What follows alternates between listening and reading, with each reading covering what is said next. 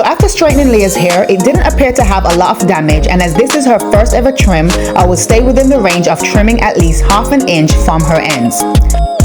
So to trim her ends, I first part out smaller sections, then I'll go ahead and take off the desired amount. I use the first line as a guide as I continue to add other sections to trim.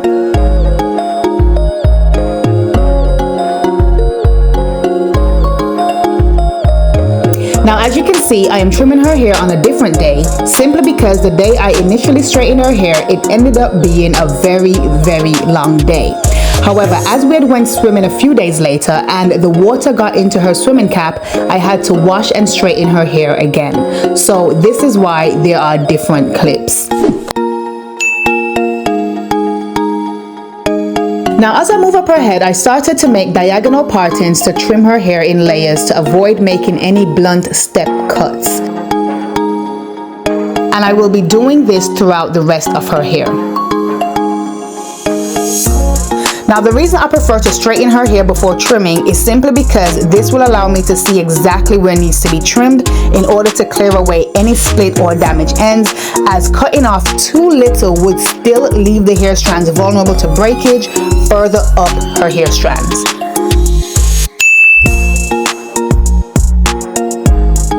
So the reason trimming your ends help with the preservation of your length and shows faster hair growth is simply because it prevents any split and or damaged ends from traveling up the hair shaft, as split or damaged ends can worsen over time, causing tangles, knots, and severe breakage. However, when it comes to trimming, especially for maintenance purposes, it's best to stick to taking off just about 1/4 to ½ an inch each session, as over trimming leads to cutting off your progress. So you want to schedule trims frequently enough to nip damage in the bud and see your hair flourish.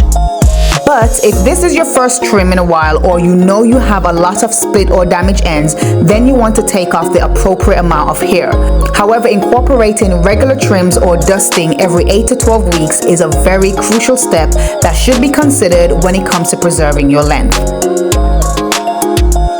So once again, I make my first guided trim to follow. Then part another section and follow the line to trim any straggling ends.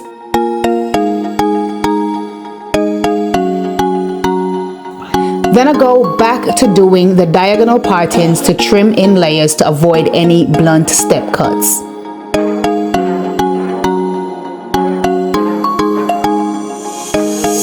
So with my daughter desiring ankle length hair, I thought why not document her hair journey while sharing the tips and tricks I am using with you all, especially if you're on your own length retention journey.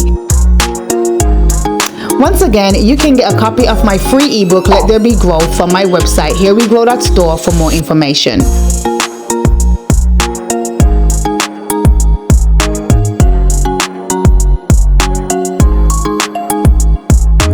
And this is the final look.